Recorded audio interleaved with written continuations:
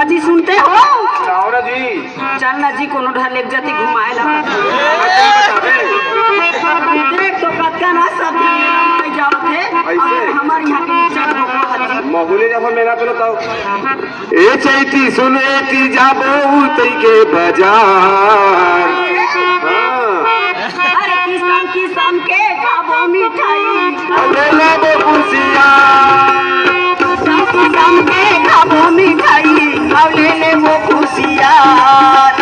ए भैया सुनता है नहीं जाओ ताई के बाजार जमो चिन्हार के मन के मनाई हो जाई मोर बेड़ा पार जमो चिन्हार के मन के मनाई हो जाई मोर बेड़ा पार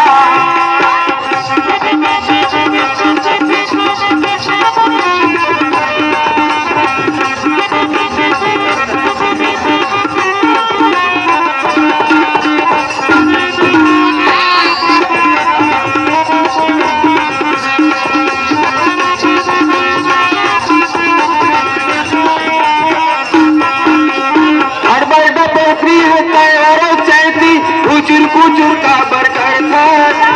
अब बरकर बोली होता है रे चाहती कुचुर का बरकर था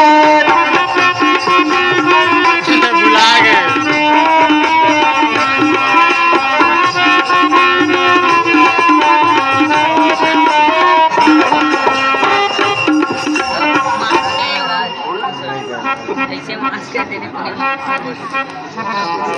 हाँ आशीष कैरियर रोड लाइंस की तरफ से 50 रुपए सप्रेम भेंट मिला है इसको गले वाले दिल से शुक्रिया अदा करती